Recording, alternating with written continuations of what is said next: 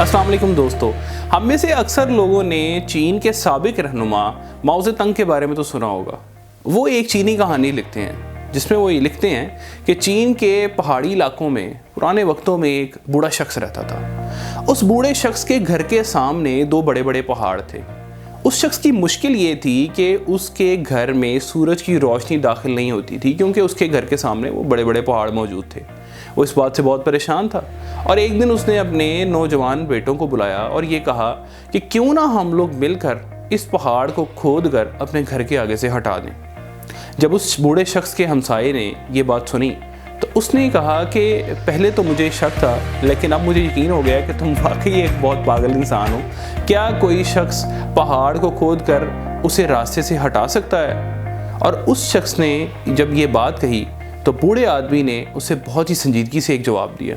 उस बूढ़े आदमी का कहना था कि अगर मैं इस पहाड़ को आज खोदना शुरू करता हूँ और मेरे मरने के बाद मेरे बेटे भी इसे खोदते रहते हैं और उनके मरने के बाद उनके बेटे इसे खोदते रहते हैं और यूं ये सिलसिला जारी रहता है, तो एक दिन ज़रूर आएगा जब ये पहाड़ यहाँ से हट जाएगा।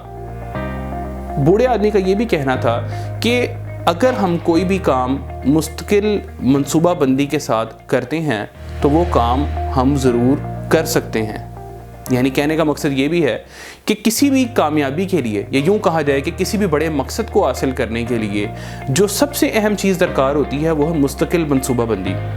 अगर हम मुस्तकिल मंसूबाबंदी कर लेते हैं तो फिर ख्वाह हमारा मकसद या हदफ कितना ही बड़ा क्यों ना हो, हम उसे हासिल कर सकते हैं। मुस्तकिल मंसूबाबंदी ही वो राज है जिसको अपनाने के बाद, जिसको समझ लेने के बाद और जिसको इम्प्लीमेंट करने के बाद कोई भी बड़े से बड़ा पहाड़ और कोई भी बड़े से बड़ा दरिया या समंदर इंसान की कामयाबी और तरक्की की राह में या उसको मकसद हासिल करने की राह में रुकावट नहीं बन सकता।